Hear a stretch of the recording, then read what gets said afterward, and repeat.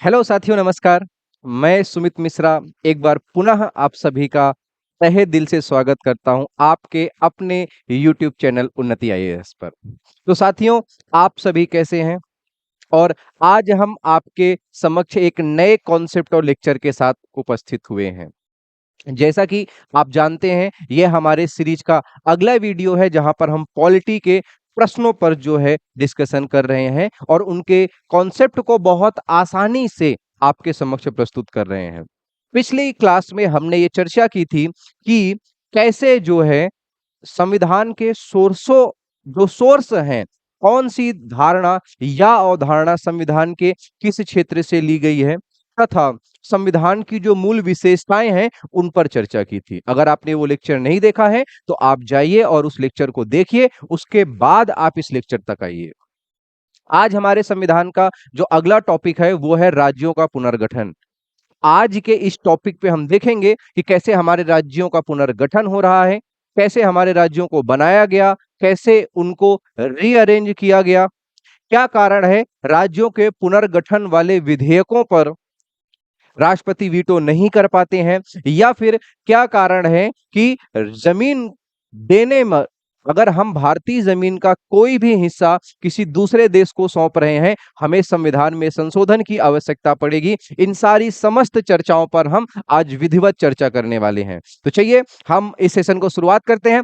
आप सभी जुड़ जाइए, फिर अगले हम सेक्शन से हम इसको स्टार्ट करते हैं। पहला ही सेक्शन मैं आपको बता दूं, जब 1947 का वो टाइम, जिस समय हम आजाद हुए, तो हमारे पास एक सबसे बड़ी समस्या आई कि हम अपने देश को रिफॉर्म कैसे करें, रीअरेंज कैसे करें, हम सभी राज्यों को एक साथ व्यवस्थित कैसे करें। और उसके लिए हमने बहुत सारे प्रयत्न किए, क्योंकि उस समय हमारा एक काफी बड़ा हिस्सा देशी रियासतों के अधीन था। कुछ क्षेत्र हमारे चीफ कमिश्नरी प्रांतों के अधीन थे, कुछ क्षेत्र थे जो फ्रांस के अधीन थे, कुछ क्षेत्र पुर्तगालियों के अधीन थे, और इन सब के साथ साथ जो ब्रिटिशर्स थे उनके अधीन तो हमारे क्षेत्रों की संख्या ठीक ठाक थी ही। तो सबसे पहली बात ये आएगी कि कैसे हम अरेंजमेंट कर सकते हैं। तो आपको पता होगा कि भैया राज्यों के निर्माण के संबोधित मतलब राज्यों का निर्माण कैसे होना चाहिए, सरकार ने इसके संबंध में कई सारी कमेटियां गठित की हैं। और आपकी जो पहली कमेटी है उसका नाम है भैया एसके धर कमीशन। एसके धर की अध्यक्षता में एक कमीशन बना था 1948 में। इस कमीशन से ये बात पूछी गई कि हमारा जो पूरा राज्य है, इस राज्य का फॉर्मेशन किस आधार पर होना चाहिए। इन्होंने साफ और सरल शब्दों में कहा कि आप भाषा के आधार पर, लैंग्वेज के सेगमेंट को छोड़ करके किसी भी अन्य आधार पर, प्रशासनिक आधार पर या किसी अन्य आधार पर राज्य का गठन कर सकते हैं। परंतु इनकी सिफारिशों को मानने का प्रयास किया गया, और इनकी सिफारिशों को मानने का प्रयास किया गया। और इनके साथ साथ ही एक कमेटी और बनाई गई ये जांचने के लिए कि क्या व्यवस्थित स्वरूप भाषा नहीं कुछ और है। और दूसरी कमेटी का नाम है जेवीपी कमेटी 1948। जेवीपी कमेटी में 3 सदस्य थे। जे से जवाहरलाल नेहरू, वी से वल्लभ भाई पटेल और पी से पट्टाभी सीता रमैया। इनसे भी वही सेम प्रश्न हुआ, राज्यों का गठन किस आधार पर होना चाहिए। लेकिन इन्होंने भी भाषा की प्राथमिकता को सिरे से खारिज कर दिया और कहा कि किसी अन्य आधार पर जो है राज्यों का गठन हो जाना चाहिए। फिर आपके दिमाग में एक प्रश्न आता होगा कि अगर इतना ही कुछ था, पहले से ही लोग इतना मना कर रहे हैं, तो ऐसा क्या हुआ उस समय पहला राज्य भाषा के आधार पर बना, आंध्र प्रदेश, 1 अक्टूबर 1953। ऐसा क्या हो रहा था उस समय की जो टाइमलाइन है, उस समय क्या चल रहा है। तो सबसे पहले वो चीज समझने के लिए आपको एक चीज समझना पड़ेगा कि भाषा एक बहुत बड़ा मुद्दा है। जैसे पाकिस्तान, जब मोहम्मद अली जिन्ना या उनके साथियों ने पाकिस्तान बनाया, तो पाकिस्तान बनाते समय उन्होंने जो है पाकिस्तान को धार्मिक देश बनाया या धार्मिक राज्य बनाया, आ मुस्लिम कंट्री। लेकिन वो ये भूल गए कि धर्म से बड़ा भी अगर कुछ होता है तो वो है भाषा, द वे ऑफ कम्युनिकेशन। और वहीं पर वो मात खाए।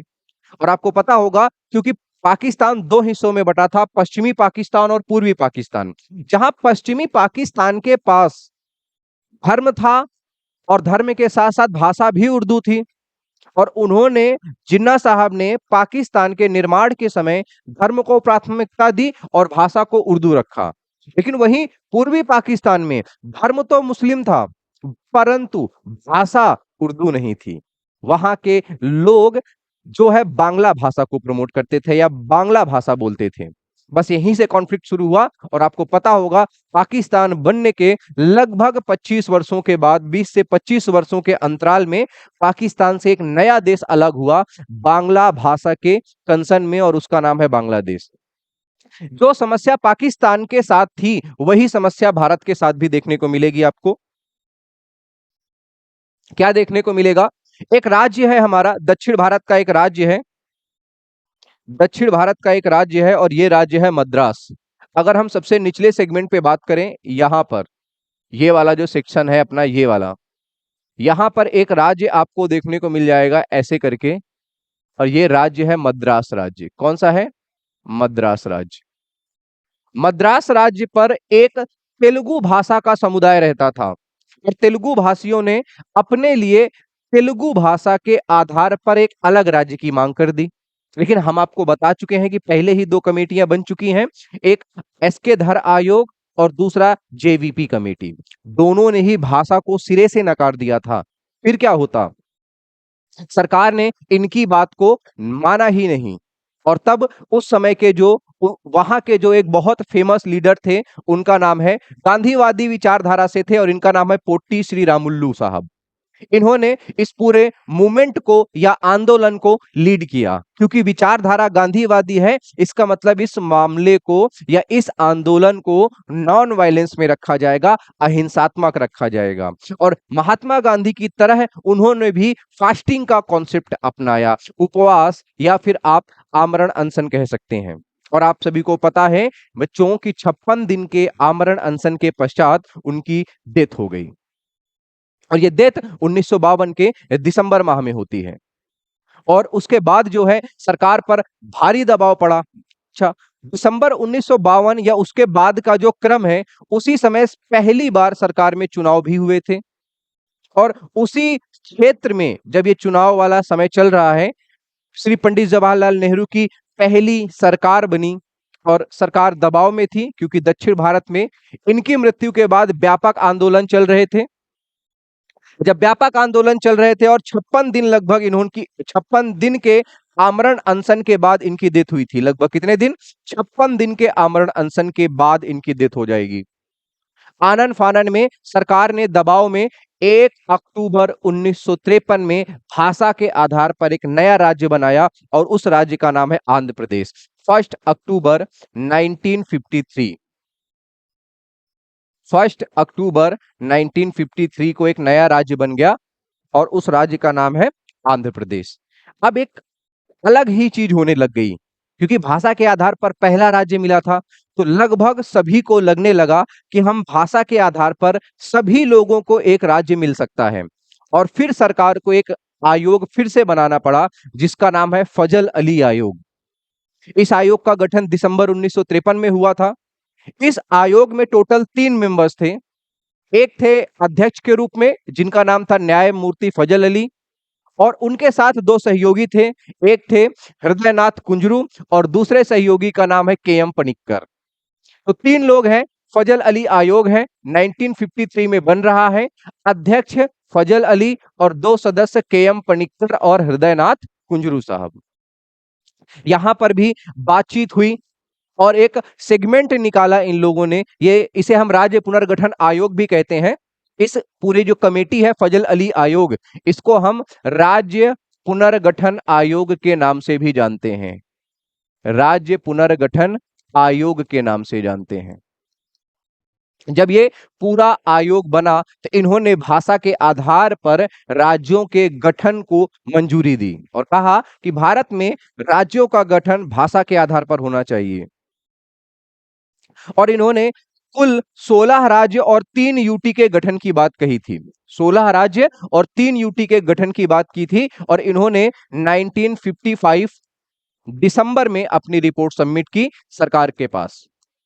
सरकार ने इनकी रिपोर्ट पर काम किया और काम करने के बाद एक अमेंडमेंट लेकर के आए, और ये अमेंडमेंट आएगा 7वां संविधान संशोधन 1956, 1956, सेवेंथ कॉन्स्टिट्यूशनल अमेंडमेंट 1956। और इनकी सिफारिश को ध्यान में रखते हुए सरकार ने 14 राज्य और 6 यूटी का गठन कर दिया। बच्चों ध्यान से देखिएगा, कितने राज्यों के गठन की सिफारिश की गई थी, 16 और 3, लेकिन सरकार ने कितने बनाए, 14 राज्य और 6 यूटी का गठन हो गया। और ये सारे राज्य किस आधार पर बनाए जाएंगे, लैंग्वेज के आधार पर, भाषा के आधार पर बनाए जाएंगे। और बाद में इस अधिनियम को क्या कर दिया गया, लागू कर दिया गया। अब उस समय जो हमने बताया था आपको शुरुआत में ही कि उस समय भारत में मोस्टली बड़े क्षेत्रों में 4 तरह के राज्य थे। पहले कौन से थे, पहले जो थे ऐसे जो पहले के ब्रिटिश और बर्मा के क्षेत्र थे। दूसरा, बी सेक्शन में हमारे पास ऐसे लोग थे जहां पर बड़ी रियासतें थी, बड़ी जो 562 रियासतों में कुछ बड़ी रियासतें थी। सी नंबर पे, तीसरे नंबर पे हमारे पास छोटे रियासतें और उनके साथ साथ चीफ कमिश्नरी प्रांत थे। और चौथे नंबर पर केंद्र शासित प्रदेश। और चौथा नंबर बहुत पूछा जाता है कि चौथे नंबर का जो राज्य था कौन था, तो यहां पर था अंडमान और निकोबार। बस मुझे एक बात बताएं आप, कि ये बताएं कि क्या जिस समय की हम बात कर रहे हैं संविधान हमारा लागू नहीं हुआ है, हो चुका है। फिर संविधान के समय इनके साथ क्या किया गया था, तो संविधान के समय इनके साथ क्या किया गया था वो आप समझ लीजिए। एक भाग आपने ऑलरेडी पढ़ रखा होगा संविधान में, भाग 5, भाग 5, पार्ट 5, जहां आप पढ़ते हैं संघ की कार्यपालिका, संघ की कार्यपालिका की बात करेंगे आप, ठीक है।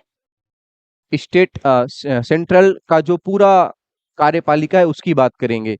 भाग 6 में इनको लगाया गया, भाग 6 में ये सारे राज्य जोड़े गए, भाग 7 में ये राज्य जोड़े गए, भाग 8 में इनको रखा गया, और भाग 9 में जगह दी गई 10वें सेक्शंस को।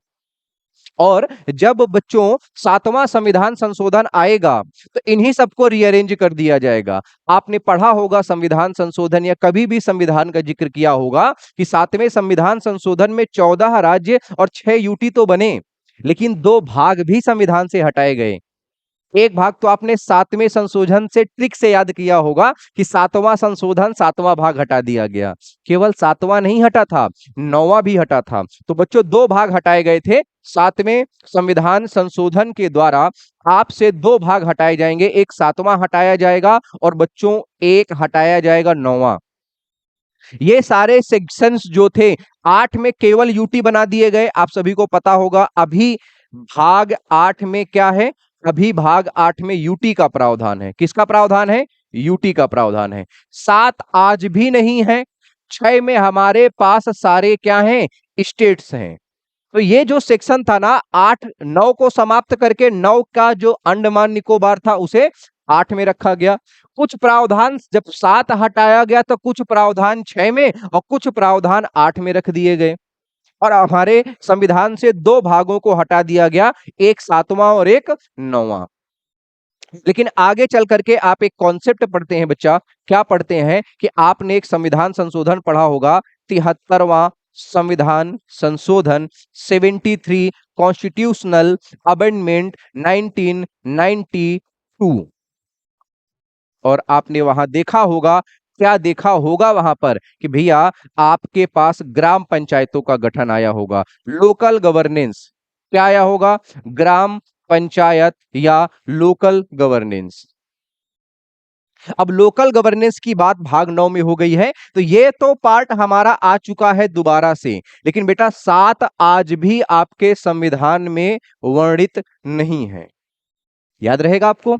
और ये आपने विधिवत पढ़ा होगा, लेकिन आपको आज ये भी पता चल गया कि ये प्रावधान कैसे हो रहा था।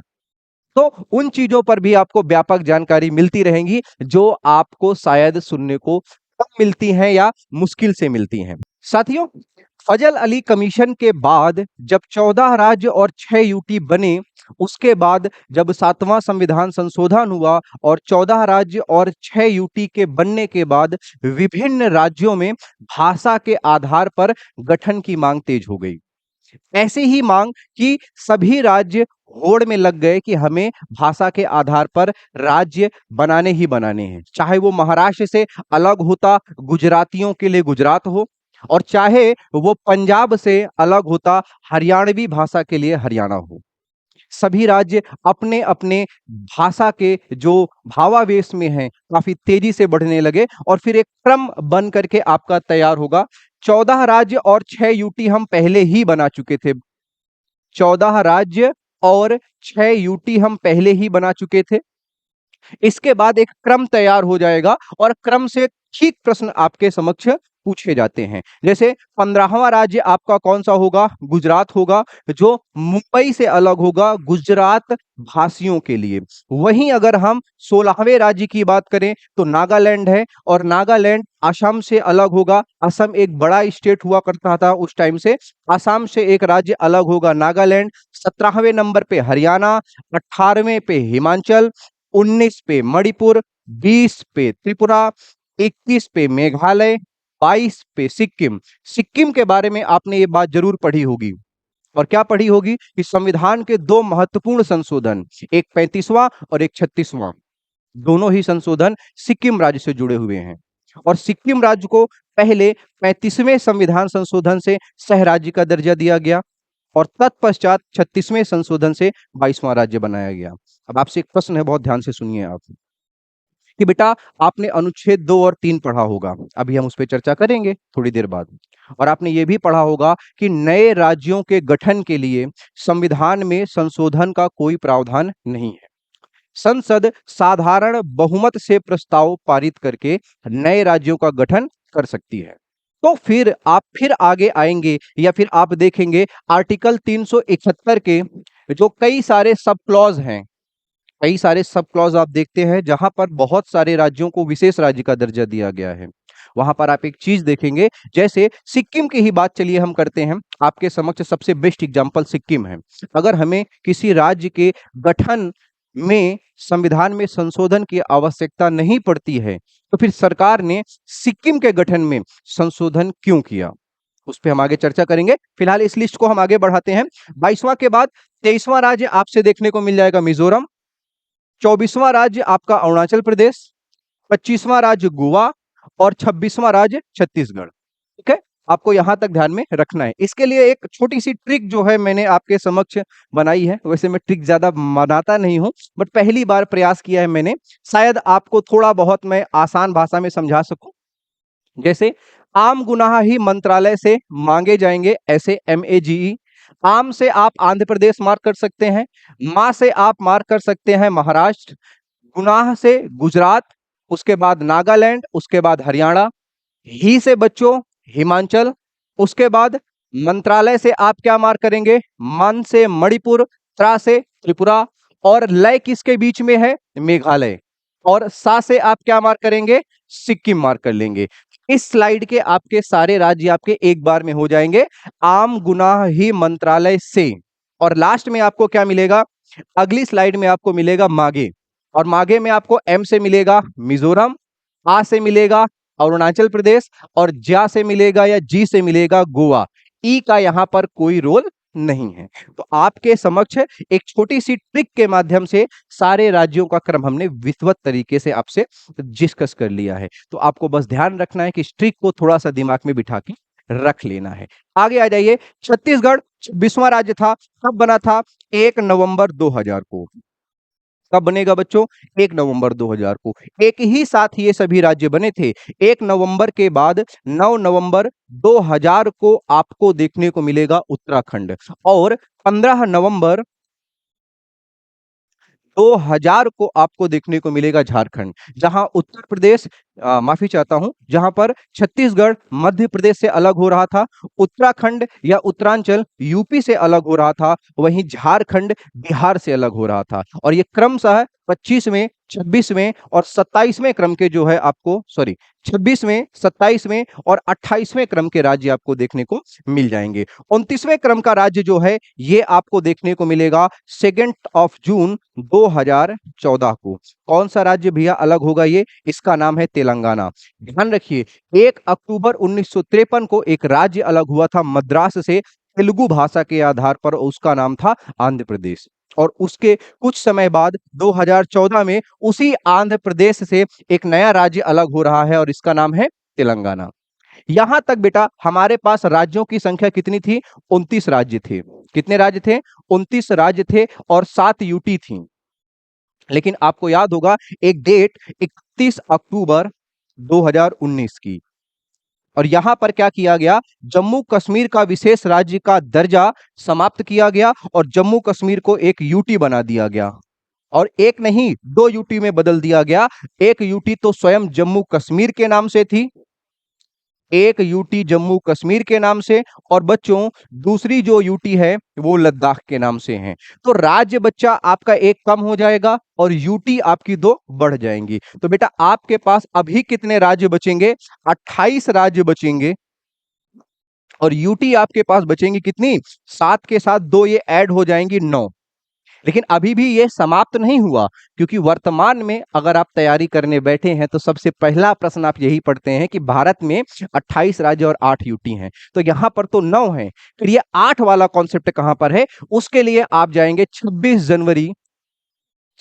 जनवरी 2020 को। क्या हुआ है? भारत सरकार के द्वारा दादरा नागर हवेली, दादरा नागर हवेली और दमन दीव, दमन एवं दीव, इन दोनों का एकीकरण कर दिया गया। और जब इन दोनों को एकीकरण कर दिया जाएगा बच्चा, तब आपके पास वर्तमान समय में 28 राज्य और 8 यूटी मिलेंगे। चलिए, क्लियर है? अब आप मुझे एक प्रश्न का जवाब दीजिए कि दादरा नागर हवेली किस देश के अधीन था और कब उसको स्वतंत्रता प्राप्त हुई? हमारा पूरा देश 47 में आजाद नहीं हो पाया, कुछ क्षेत्र आजादी के काफी बाद अलग हुआ। तो बस आपको यह जवाब देना है कि दादरा नागर हवेली किस देश के अधीन था और किस डेट या दिनांक को जो है ये अलग होता है। यहां से आपका राज्यों का पुनर्गठन समाप्त होता है। इसके बाद हम जो संविधान का भाग 1 है, जहां पर संघ एवं राज्य क्षेत्र पढ़ेंगे, अनुच्छेद 1 से लगा करके 4 तक, यहां हमें डिस्कस करना है इन अनुच्छेदों में क्या लिखा हुआ है। तो भैया पहला आर्टिकल जो बच्चों लिखा हुआ है वो क्या है? पहला ही आर्टिकल है, India that is Bharat shall be a union of state. यहां पे आपको 2 चीजें मार्क करनी है। पहला, भारत के नाम, 2 नामों का उल्लेख है, इंडिया और भारत। दूसरा, भारत को राज्यों का संघ कहा गया है, यूनियन ऑफ इंडिया। ये टर्म बहुत बार पूछा गया है, तो ये समूह नहीं है, यूनियन ऑफ इंडिया। इस टर्म को जरूर याद रखिएगा। यूनियन ऑफ स्टेट का टर्म जो है आपके दिमाग में बैठ जाना चाहिए। राज्यों का संघ है, समूह नहीं है, या और भी किसी प्रकार की परिभाषा आपको यहां पर मार्क नहीं करनी है। आर्टिकल 2 और 3 लगभग पढ़ने में एक जैसे लगते हैं, लेकिन दोनों का एक बेसिक सा अंतर मैं आपको समझा देता हूं। आर्टिकल 2 बात करता है नए राज्यों के प्रवेश और उनके गठन की, अर्थात अगर भारत देश के बाहर से कोई राज्य भारत में शामिल होना चाहे, वो अनुच्छेद 2 के तहत शामिल किया जा सकता है। जैसे मान लो हमारी आर्मी पाकिस्तान पे कब्जा कर ले और हमें पूरा पाकिस्तान ही भारत में शामिल करना पड़ जाए, तो हमें नए राज्य बनाने पड़ेंगे। वो नए राज्य बनाए जाएंगे अनुच्छेद 2 के तहत। वहीं अगर भारत की सीमा के अंदर एक नया राज्य बनाना हो, उसकी सीमा में परिवर्तन करना हो या उसके नाम में कोई परिवर्तन करना हो, यह भी बच्चों साधारण बहुमत से होगा, लेकिन अनुच्छेद 3 की, मतलब 2 से नए राज्यों का प्रवेश और 3 से नए राज्य, उनकी सीमा, उनके नाम, उनके क्षेत्रफल में कोई भी परिवर्तन। और दोनों ही बात कैसे हो रही हैं? साधारण बहुमत से। और ये बातें यहां पर आराम से जो है देखने को आपको मिल जाएंगी, लिखी हुई हैं, तो मुझे उसमें कुछ भी एक्स्ट्रा करने की जरूरत नहीं है। बस आपको ध्यान रखना है कि बहुमत कौन सा चाहिए, साधारण चाहिए। और एक इंपॉर्टेंट बात, ये विधेयक प्रस्तुत होने से पहले, आई मीन लोकसभा या राज्यसभा में प्रस्तुत होने से पहले राष्ट्रपति की पूर्व स्वीकृति अनिवार्य है। और यही कारण है, आप अनुच्छेद 111 पढ़ेंगे, वीटो पावर, तब वहां पर आप नोट करके पॉइंट लिखते हैं कि राज्य पुनर्गठन विधेयकों पर राष्ट्रपति वीटो का प्रयोग नहीं करते। क्यों नहीं करते? क्योंकि उनसे पहले ही स्वीकृति ले ली जाती है पुनर्गठन विधेयकों पर। ठीक है। अब इसका जो सबसे लास्ट क्लॉज है आर्टिकल 4। आर्टिकल 4 क्या कहता है? अगर 2 और 3 के तहत कोई भी काम हो रहा है, संसद कोई भी, वैसे तो सरल भाषा में हम संशोधन ही कहते हैं, लेकिन वो संविधान संशोधन नहीं माना जाता। साधारण बहुमत से किया गया संशोधन है, लेकिन उसको हम संविधान में संशोधन नहीं मानेंगे। सरल भाषा में और एक्सप्लेन कर दूं तो किसी राज्य के गठन के लिए संविधान में संशोधन की कतई आवश्यकता नहीं है। लेकिन फिर आप पढ़ते हैं कि सिक्किम जैसे राज्यों को बनाने के लिए संविधान में संशोधन किया गया। तो बेटा याद रखिएगा, सिक्किम को राज्य बनाने के लिए संविधान में संशोधन नहीं किया गया। ऐसे 371 में कई सारे राज्य हैं जिनके साथ में संशोधन जुड़ा हुआ है। चाहे आप गोवा की बात करिए, चाहे आप सिक्किम की बात करिए, चाहे आप और भी बहुत सारे अलग राज्यों की बात करेंगे, लेकिन उनके साथ साथ एक अंतर है, क्या? राज्य बनाने के लिए संशोधन नहीं किया गया, उनको विशेष राज्य का दर्जा देने के लिए संशोधन किया गया है। और ये बात आपको आर्टिकल 371 के जो सब क्लॉजेस हैं वहां पर देखने को मिल जाएगी। तो ध्यान रहे, राज्य बनाने के लिए गठन नहीं है, राज्य बनाने के लिए संशोधन नहीं है, उन राज्यों को विशेष राज्य का दर्जा देने के लिए संशोधन किया गया है। एक लास्ट बात अपनी यहां से रह जा रही है, एक केस हुआ था 1960 का, जिसे हम कहते हैं बेरूबाड़ी मामला। बेरूबारी मामला, वैसे तो हम थोड़ा बहुत इस पे चर्चा कर चुके हैं। क्या केस था ये केस सिर्फ इतना सा था कि क्या भारत सरकार भारत के किसी भी हिस्से को किसी दूसरे देश को सौंप सकती है? और इस निर्णय में हमारे जो माननीय सर्वोच्च न्यायालय हैं, सुप्रीम कोर्ट है, उन्होंने निर्णय दिया कि बिल्कुल ये कर सकते हैं, लेकिन एक शर्त है, साधारण बहुमत से संशोधन नहीं चाहिए, संविधान संशोधन करना पड़ेगा, अनुच्छेद 368 का सहारा लेना पड़ेगा, और ये संविधान संशोधन किया जाएगा आपका 2/3 बहुमत से, और तभी हम भारत के किसी हिस्से को किसी दूसरे के साथ या किसी दूसरे देश को सौंप सकते हैं। इसके लिए 2 संशोधन हुए हैं बच्चों। एक 9वां संशोधन है, 9वां संशोधन, जिसमें हमने पाकिस्तान को जमीन दी थी, और बच्चों एक है 100वां संशोधन, जिसमें हमने बांग्लादेश को जमीन सौंपी है। मतलब पूरी जमीन नहीं सौंपी, भूमि का बेसिकली आदान और प्रदान देखने को मिल जाएगा। तो अगर हमें कोई नया राज्य बनाना है तो हमें संशोधन की आवश्यकता नहीं है, चाहे हम उसे बाहर से शामिल करें, चाहे देश के अंदर बनाएं। लेकिन अगर भारत का कोई भी हिस्सा हम किसी दूसरे देश को सौंपना चाहते हैं तो आपको ध्यान रखना है कि वहां पर हमें संवैधानिक संशोधन की आवश्यकता बिल्कुल पड़ेगी। तो चलिए, आज के इस सेशन में बस इतना ही। आप सभी को ये सेशन कैसा लगा, आप सभी के साथ इसे जरूर साझा करें।